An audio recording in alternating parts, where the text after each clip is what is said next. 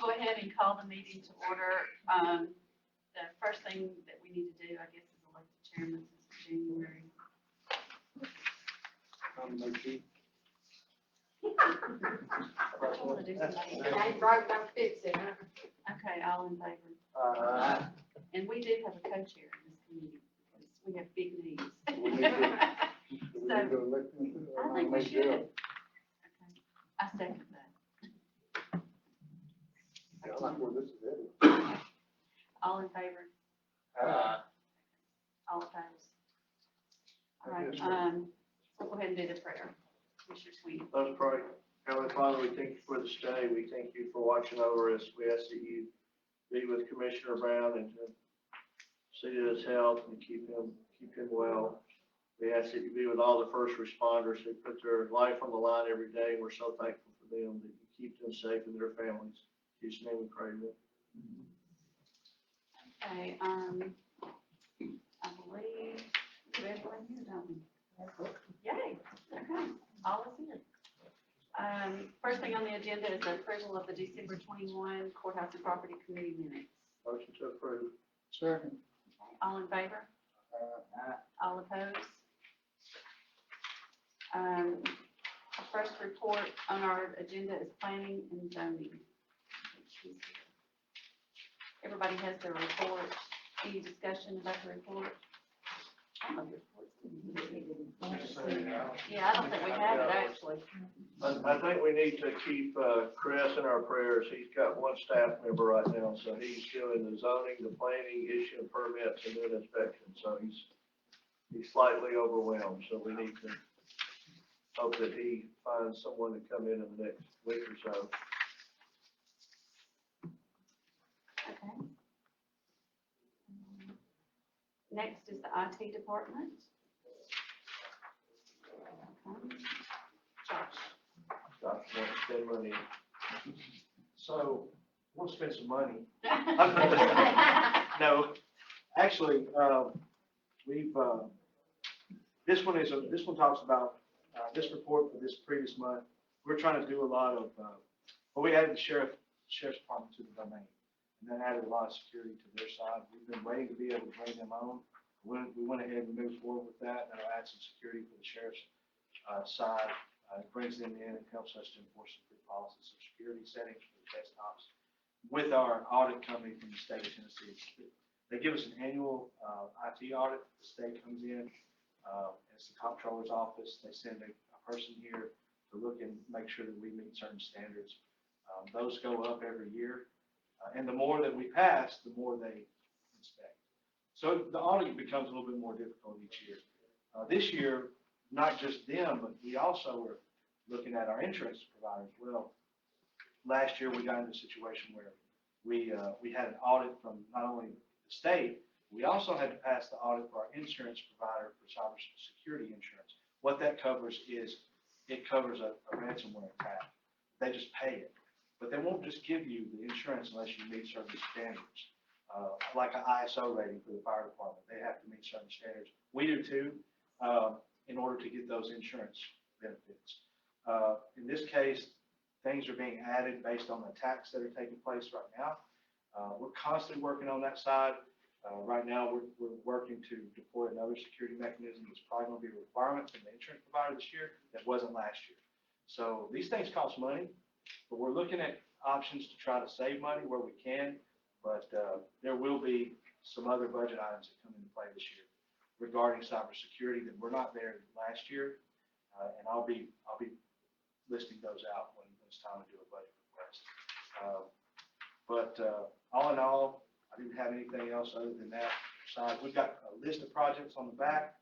That's the small list. I've got a much larger one in my office, but it's constant. We're constantly upgrading, making updates and changes.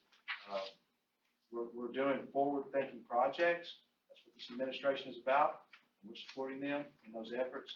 And so we constantly have new projects emerging every week, every day. So we're making headway as fast as we can with resources that we have. Where are we in our building and codes department going to fill out permits online and get permits done online? That's a great question, Jim.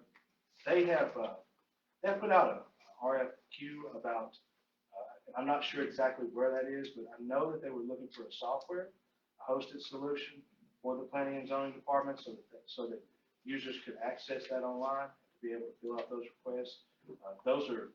That's in the works. I know that the software that they're using is antiquated. They've been using that since I've been here, and they said since 2013. So they put in a request for that with the mayor's office. I know that they've been discussing that.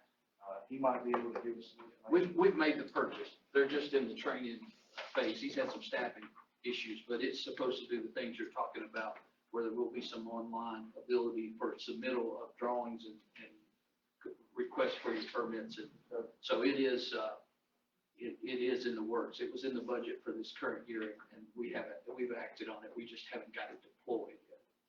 And that's not the only, solution that's going to be cloud-based. We're seeing that most of the offices are looking toward a hosted solution on items like that.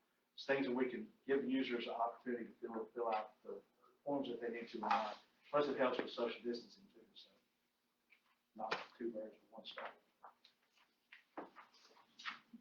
You know that's important right now. Right now, it is. Does anybody have any other questions for Josh? Thank you. Okay, fire department. You have my report. I don't have a whole lot or anything to add to that report. As you can see, if you look at the yearly total, you'll have them on the spreadsheets there. We had a busy year, so.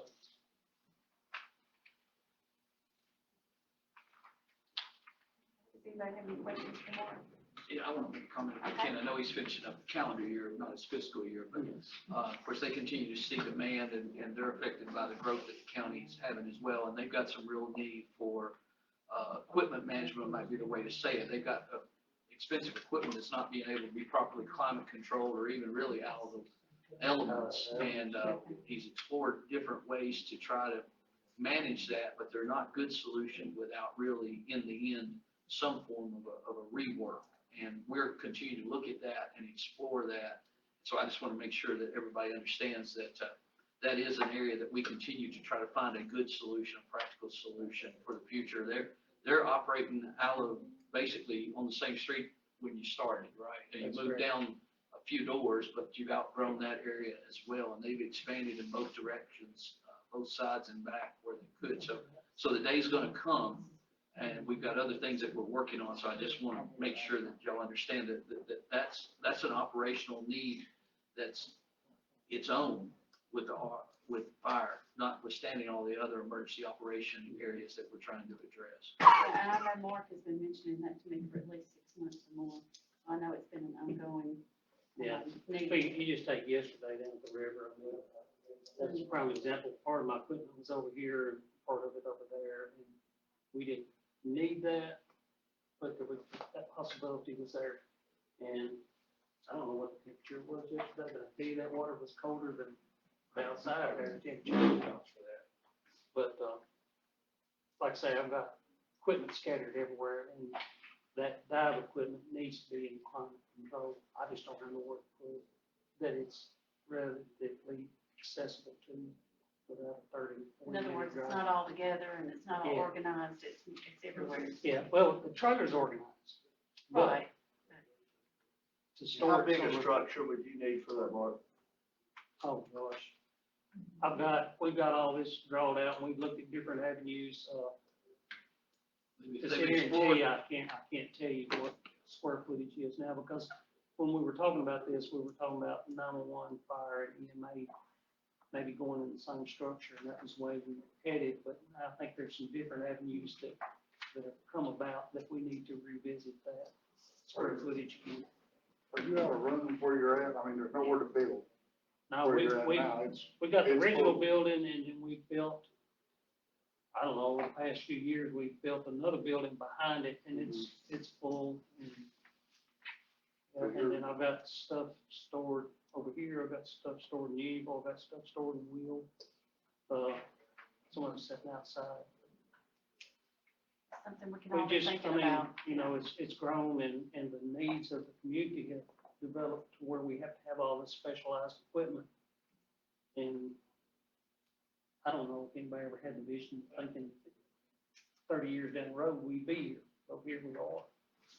And we've got, you know, the county's been very blessed to have that equipment and people to lay that groundwork.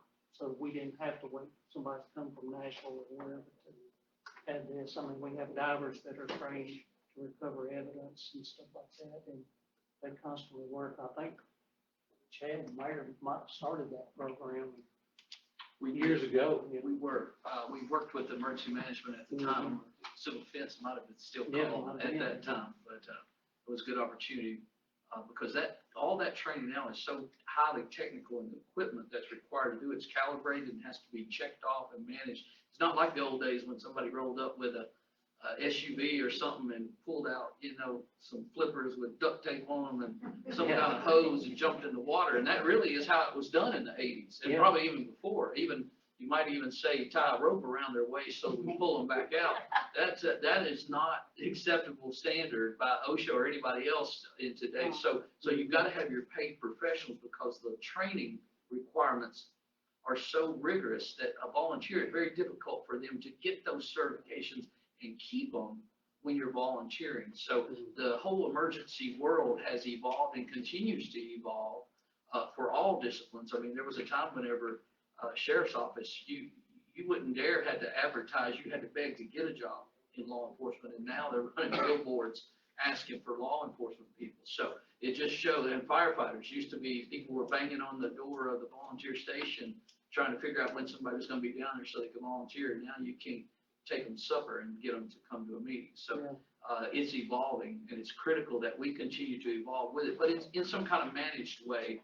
And that's really what I want to plant the seed is that Mark recognizes the needs are evolving in his operation. They're looking for solutions.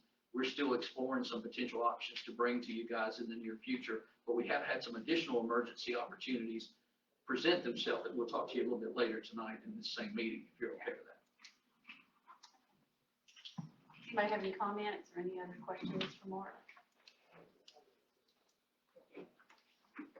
Thank you. 911, you do have a report for 911. Report. I do have something to add there, if I could. I don't think he's here tonight. Again, in the same vein of public safety and emergency services, the county many years ago bought or built out an emergency radio communication system, and it was probably what you would call state of the art. It was certainly within the standards when it was purchased many years ago. That system has continued to need and evolve, and we're at a point now where we really have got to look at going to the next generation digital type system. It's a need that the county's had, and the city has dealt with this as well prior to now. We've had some hope that part of these ARP funds could go, because it's so expensive to make the transition, and it's looking like now there's a real possibility that ARP funds could go to make this happen.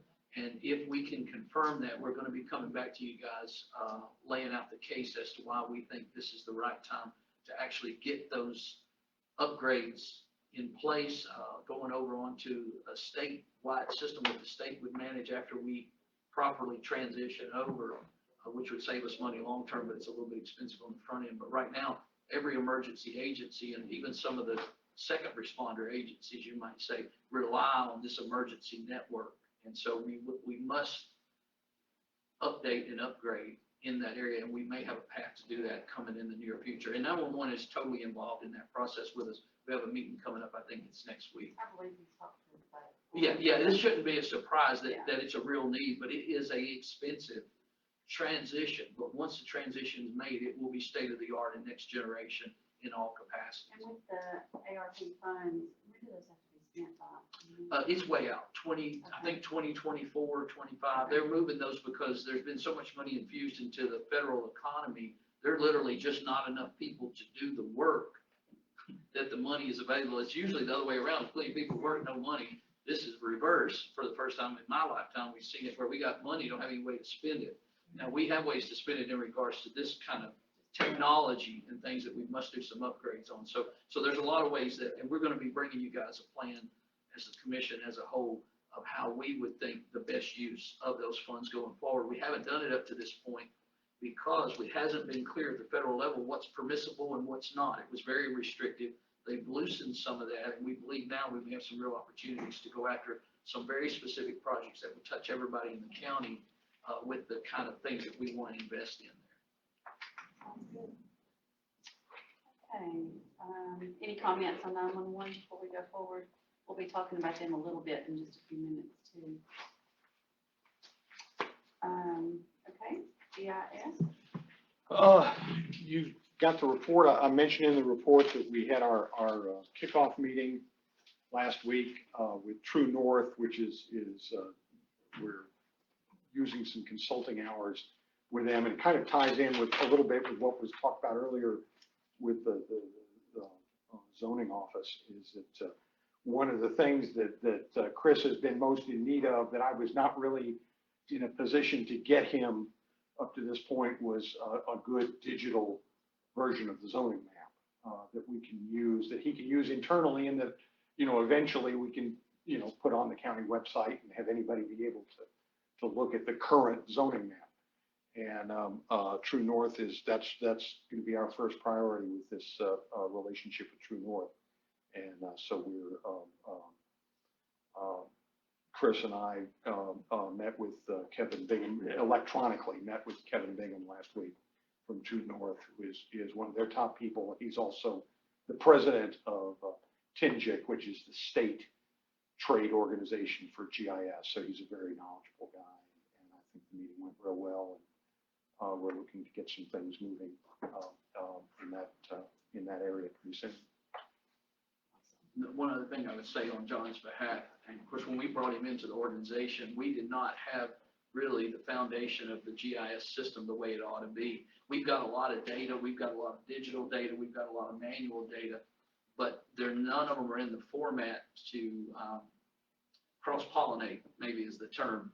This company will be able to come in and take all of our different formats and get us on a level playing field, so that going forward, all the work we do will in fact lay on to the system the way it should, and allow them to go backwards and look at things that right now we have to go into different systems to find it, or we have to manually go get it, or we have to ask another agency to share. And so the end result, when this is all said and done, we will be totally integrated, like most counties already are. We're a little bit behind the curve on that, but we've got a real chance to catch up. We had an old zoning map from 2018 that was digital, and took us months just to be able to figure out where that was in the old data and what program we needed to open it in, and to kind of track that down, and then finally got that imported. But then, and you know, and that'll be sort of the basis for Chris, you know, telling them, well, here are the changes that have been made since 2018 that need to be added to the map, as well as some of the overlays and special districts and things that have been created since that time. Be a powerful tool for planning commission when you're actually having your real-time meetings, to actually have that data where you can see it, click it on, click it off, and look at the effects of what they're asking you to do and how that plays out. Where you have a lot of places had that tool, but Bedford's not had the luxury of necessarily having that in real. Plus, it allows at the county commission level to Absolutely. make a thorough presentation. Absolutely. Awesome. Any questions from the report? No, I just make one simple comment. I've heard a lot of amazing positivity about this Good News magazine that's come out, and it looks like you're doing a lot of information feeding to them, Well, and that's really. It's sort of funny because actually Jariah was supposed to have gotten back to me end of last week and did not, and so I need to kind of touch base with her because to work on this next issue. That sort of, they change per people on us, as I say in the report. Right. But, I think that's a great connection though for you to be. well, you know, they giving them just information. it's just basically including them on the distribution list for news releases, and then talking to them once a month about what's going on in the county. That's awesome. Thank you for all your time. Do anybody have any questions? All right, I'll entertain a motion to approve all the reports. Motion to approve. Second. Okay, all in favor? All opposed? Okay, under old business, we had we had noise concerns with the first floor of the annex building. We had received a report from, actually an architect, what was it for, sound engineers, that's the word. And one of the things, after talking with Tanya more so, you know, with the money not being budgeted to do, you know, a big high-end, what am I trying to say, solution. She was saying that even if we could just try something simple that might help with that. And so she was talking about the little, I don't know what they're called, the sound, what are they called? Baffles. Okay, well here's the way I looked at it. It was a little, they look like speakers and they're like rectangle and they're like sound barriers that you put in the ceiling. Apparently they're baffles. We're getting educated here. But they're supposed to be getting us some pricing for just that. And she said that if it was, you know, fairly affordable, then she may be able to even do that of her budget. So that's something we're looking into so that we don't have any extra costs there. So trying to look for a solution that's affordable. Another thing under old business is, this is kind of a big bear here, juvenile, trying to decide what our outcomes are gonna be with that eventually. I met with Chad earlier today and we discussed some, pretty much the best way to address this, you know, if we should do it, you know, like having a committee again, but that would take too long, and we've been going through this for a good while. So, the only solution I could come up with is that, and I'll tell you what it is, and y'all tell me how you feel about it. So I was thinking like in February, by February and sometime, we would do some data providing to all the commissioners and all the people that are involved. And, you know, from the state level to, juvenile director, including Nicole Cashin, you know, the sheriff, finance, and making sure we have all the puzzle pieces and giving everybody all the information we can so that you can start studying it. And then we thought what we would do is just have a study session at the March commission meeting at 6 p.m., an hour before the commission meeting, and try to have all the people that are the important players in the juvenile system present so they can answer questions for anyone that in the commission or anybody from the public in general. And then that way at the March meeting, we can make it, at the March commission meeting, we can start looking at making a decision. So how does that sound to everybody? That's good. If I can make a comment, Go right ahead. the information that we did have the architects put some preliminary drawings together, give us some target dollars, probably associated with that kind of square footage and pricing. But what that, and that's a big number, and you guys have access to that and should have already seen that number by now.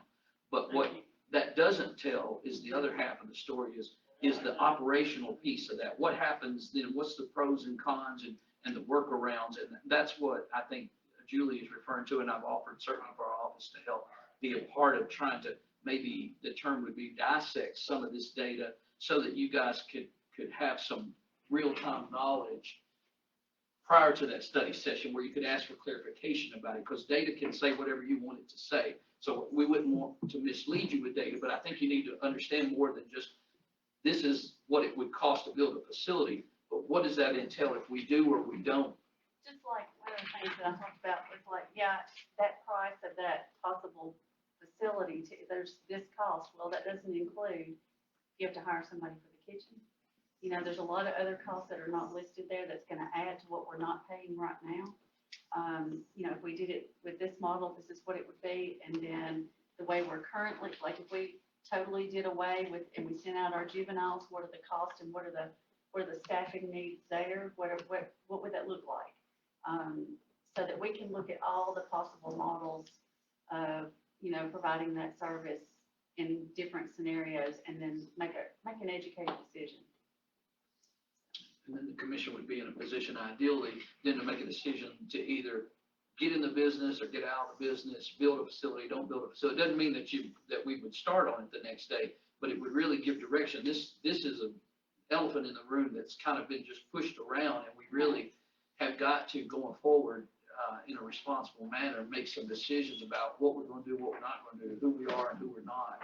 So that, because I don't even know how to assist you beyond really the things that we've done. And there's strong feelings and debate on both sides about whether to have them, whether to not have them. I'm not for it or against it. I'm happy to serve in whatever capacity and administer whatever the wishes of the commission would be. But I do think you need to have all the information, or the best chance to have the most information when you make a big decision like this, because this is talking about our youth and our opportunity to potentially influence them in a way that they're not going to head in the criminal justice system, that this is going to be a wake-up call for some other things. So there's a lot of things to consider. There's pros and cons to both sides of it. There's cost associated with both sides of that. We'll do as good a job as we can to get that information together and put some pricing beside it, along with testimonials, if that's a way to say it, of the different disciplines and why they would see it as being valuable or not valuable, or a trade-off, or unintended consequences, maybe is another way to think about it. Right, but I do think that this body has got to make some decision about a direction, not necessarily the final solution or maybe the end action, but I don't think we have done enough to decide what our direction is going to be. I think we've got to do that in the next few months. My goal is to have all the information to you all sometime in February. I can't give you an exact date, but sometime in February, so that we would have enough time to study it before the March meeting. You say you're gonna put all this information together. Are we gonna have advocates for doing this way, doing this? I think it's just gonna be data. I don't think we need to be having, One of the things we kind of look at, Greg, is if it's gonna cost us $285 a foot today, by the time we actually build it, it's gonna probably be $350 a foot. I mean, steel has gone up 36% in the last 2 months. So we have to look at future costs, future, hard costs or soft costs, being able to staff it, which we all know is a problem right now. And then the other side of it is how it affects our kids in our county and the impact it will have on them and the number of kids it will impact, and compare that, the risk of not having it. So it's not going to be something we decide, but we've got to at least start getting it out there, because, look what's happened in the last year. Since the mayor has stepped in, we've built a new high school, an annex, a judicial center, additional learning way. At our growth, every year we're going to have a project going. So we've got to either decide that that's the route we're going to take, or we're going to either have to get out completely. We can't stay basically in figuring the out our middle. direction. Well, like Jeff says, though, we're gonna have a new school, we're gonna have fun, we're gonna have this deferred maintenance that's gonna come up. Correct. We got a wing that's gotta be built. Correct. So we're looking at a sizable amount, and now if we build a student facility, that's a big amount, and we don't know when we can get started on it, how we can do it. We wanna do the right thing. We don't even need to discuss that Okay. until we look at all the data and Okay. decide which direction, because there's no Okay. sense in discussing I think building you're it right. if everybody votes and decides we Yeah, think it's a so better we're financial gonna make decision. decisions based on today. If we were to build it today, and these are the costs, and this is how it impacts our kids in the county, we can only base it on today. We all know it's gonna go up, so if we can at least get the information out there to the commission and the questions can get asked, then we can at least make a decision based on those numbers today. And also included in all that, you're not gonna get out of the business. Right, You're gonna have the but kids but regardless. we're saying So keeping it included, in-house or not. I think the sheriff should have definitely a say in this. He's on our list. Okay. Absolutely. Yeah. He's gonna be Well, it would impacted. impact them for sure, and it would impact Nicole and, Michelle, and so there's people like that that we'll have to call in for sure. I'll do my best to pull together as much information I can. If you think of some information that I might not think of, send me a text, send me an email, whatever, I'll do my best. I'm sure I'm gonna have help from the mayor's office and from Commissioner Sweeney and probably other people, so. Anyway. How does that sound to everybody? Good plan? Okay. All right, we'll shoot for the study session, March the 8th at 6 p.m. before the commissioner meeting then, and provide the information in February. And then another old business, the next topic is EMA. I provided everyone on the committee here a copy of, and I've got a few extra right here if anybody wants it. Basically, this is the current voc rehab building that we have. These are just preliminary sketches that they've done in-house, and, basically, there's not, the building is wonderful, so it's not gonna take a whole lot of renovation. We're talking about walls that aren't lead bearing, pretty simple stuff.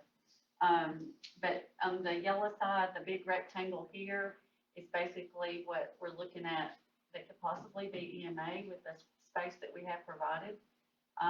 What the green square rectangle is to the side is, 911 has some money for some land, is what they had looked at it originally, but it's possible they could use that money to make an addition here, and be, in connection, if that's what everybody decides, be right there with EMA. So we just have some decisions to make, and so we wanted to kind of put this bug in your ear to be thinking about. And I know that Speak on he's that. got some more information on that. To reload the backstory of this, of course, emergency management has had needs evolve in the emergency realm, just like fire has, just like EMS has dealt with, and law enforcement's had to have facilities. We've not been in a position to really act on that as it relates to emergency management to this point without thinking about having to build a building, buy land. And there was, as Mark talked about early on, there was a lot of discussion about the concept of maybe lumping everything together. If 911 was coming to the table and needed some space, and fire had some real needs, and EMA had some additional needs, then maybe you could do a multi-agency complex, or the military used to refer to them as star complexes, where you kind of share a common area in the middle, but everybody has their own wings or division that isolates them or segregates them from the other operations.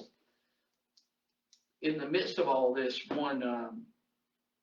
we've not found a good solution really to even a concept like that. They have explored some different land options right around here in Bedford, actually, whether you realize they were looking or not.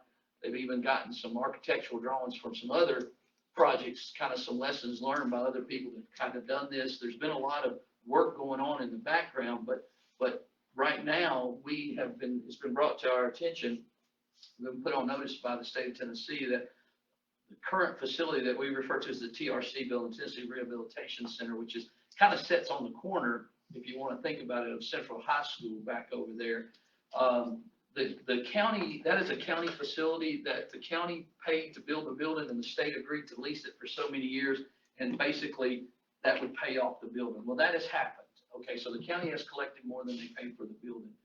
We've been appreciating the lease payment, the rent from TRC. The state's put them on notice that they're going to downsize space. They're going to do more in-home and remote learning or interaction as opposed to bringing them into the center. When this center was built originally, the concept was that they would come in and be trained, educated, coached, mentored in real time at the facility. So they have a lot of free space, open space that was work areas and what have you. Now, there was office space already built in, as she was talking to you about in the yellow. If you kind of think around the edges, that's pretty much already built. This center part was totally wide open if you were to walk out there right now. For emergency management, it looks like that they could practically use the space pretty close, maybe moving a wall or two here or there within the way it is with just a build out in that center area. As you may have remembered from a year ago, we had a company that was right next door to the emergency management facility that was actually interested in buying the facility. We were not in a position at that time to think we could transition somewhere. We didn't know that we had a facility coming available to us that the county already owned, but this did happen. And so in doing that, we went out, we've had architects look, we've had the emergency agencies involved out there looking around, and we think it makes a lot of sense that we could transition our emergency management operation to this facility with the option that if 911 wants to come and be at that facility, knowing that they're looking for space as well, they could actually just add on to the side of the building at their own expense and actually put their operations center there right next to the emergency operations center if they so chose to do it. But it doesn't require that. That would be a total separate outset. It's really not configured in a way that would let the fire come over there. That would be one of the things that we would look at, and we did look at and consider, but the amount of equipment that fire requires, their apparatus and all those things, the facility, the grounds themselves are just not that much larger than the building itself. But it would support a full function, next generation emergency management system in a lot of ways like it currently sits, and we already own it. Now, we are gonna be losing the lease payment, but we were gonna lose that no matter what. That lease is gonna end on June 30th. And so what I'd like to recommend to you guys is that you would push forward to the commission for a vote up or down for us to explore or start the process of a transition of emergency management to that facility with the opportunity to see if in fact we could work a deal out for the facility they're currently in to actually exercise that with the highest bidder. Of course, it would have to go to bid if you chose to do it. That building that they're currently in has been several things, including the TRC at one time. So it's a very old building that has been maintained the best it could be. It's got a lot of open span space in it as well. So this seems like normally originally we certainly weren't thinking this kind of model, but given the fact that this building has become available, the county already owns it, we do have need for next generation emergency services that would really set them up to do the kind of work they do and get their equipment, because they have technical equipment as well. It's just not as large and as massive as the fire systems would be. And so we think it makes a lot of sense. And I wouldn't want to go much further without feeling sure that the commission understands that this is the direction that we think is best, and at least get a vote of confidence, if that's the way to think about it, from this body as well as onto the commission. And then we could really start to exercise the architects to work out the details. The funds that we could appreciate from selling the other facility could clearly cover the modification, we believe, to what this facility would be. And again, it would still open the door for 911 to have a space if they felt they needed to exercise that. It would be an option, assuming this body would approve that. But we'll still be looking for opportunities and ways to address our fire need. This does not address our fire need. Now, it's not that fire couldn't have some administrative space in here, but that's not the critical thing, I don't believe, having other conversation with them. It's actually getting that equipment under roof, climate control, and making sure those highly trained professionals are with that equipment, because you don't want people having to get in other vehicles and zip to somewhere to try to get something to come back in an emergency. So that's just fundamental 101 emergency services. That's not the way you want to do that, or ideally do that. So if you can follow this logic, or we can answer any questions that you have, I hope, for tonight, that's what I would ask this committee to do, is to push forward to the commission a vote of We confidence. need to make a motion just to do a study session on this as a facility that will work for the county. We Study session, but it's a study. either way, I Or mean, Well, I think you're- or do you just want to send it straight to the commission? I'm ready to go to the commission. As far as the TRC building, we're going to get it on June 30th, no matter what. And we know our emergency operation can fit in there and function properly. And then that would free up the ability for the other facility. Now, if there's another idea of what you would want to do with that facility, although I think this would be I the think right way. money-wise, if the Cooper is still saying we'll pay that amount, that's a no-brainer. So do we need to do both? We need to.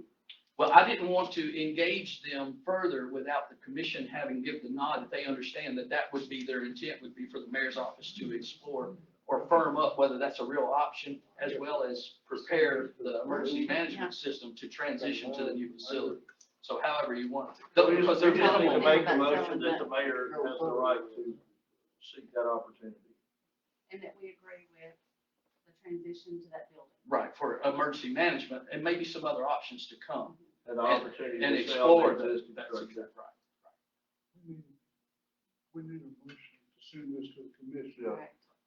With so the the mayor they can continue. proceed forward to Proceed on the transitioning transition into Transition the the vote. EMA to Yeah, I'll the make a TRC TRC building. building. and explore the sale of the current facility. We've got a motion and a second. Does anybody have any discussion? Okay with everybody? Right. Any questions, any discussion? I would say we need to get Mark to start working toward what size structure he would need to have also. Yeah, and we do have some While preliminary, we're working just on all this. rethinking it because we may not have as many agencies in one package. So they are starting to divide that out now and look at it. As well as actual ground. We want to have a physical location, and we're exploring some of that as we speak to. I have a motion and a second, all in favor, all opposed? Okay, and then I have two more things. Okay, and under old business also, one of the things we've discussed in the past, and I was gonna let the mayor update us on this, was the old workhouse. The city has been doing some studies with the fire department because they've been interested in possibly, had some interest in the workhouse, so I don't know what else you know about that. Right.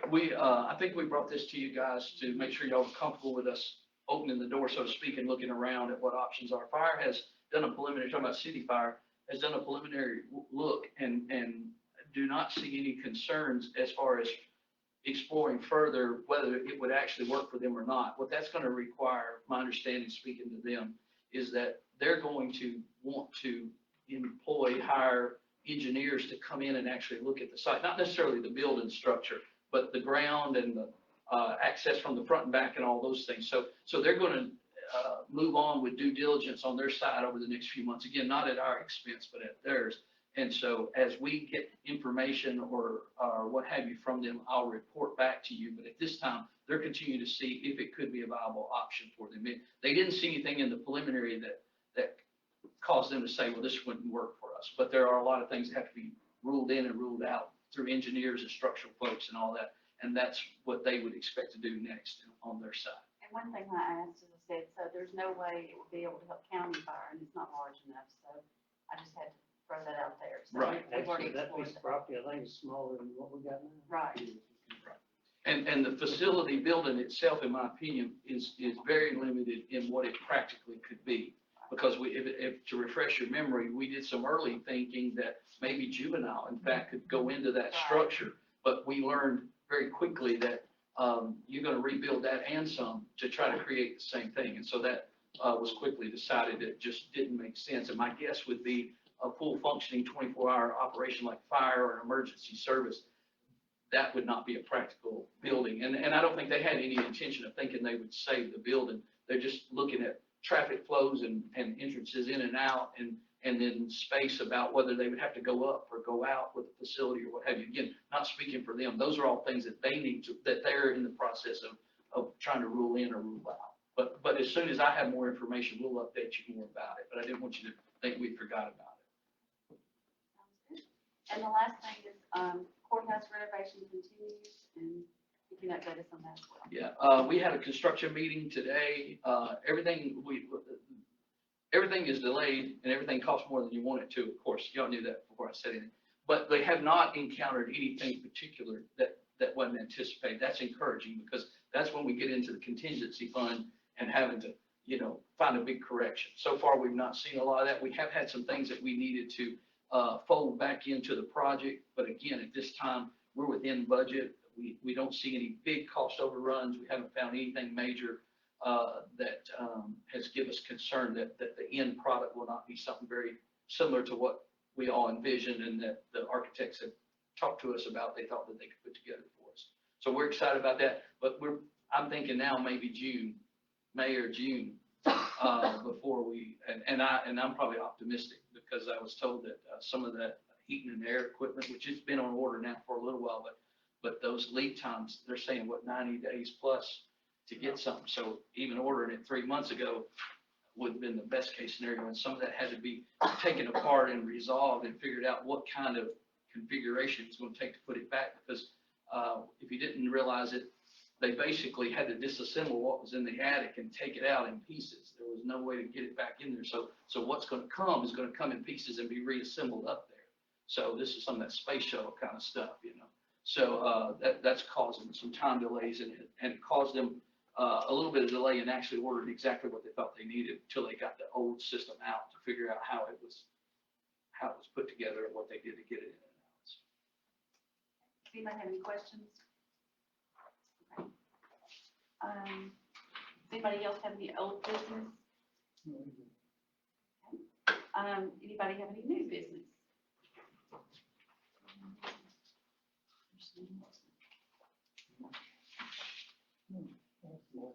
Oh, gotcha. Okay. Oh, gotcha. Sorry, I thought he had something. Okay, any announcements? Okay, I'll entertain a motion to adjourn.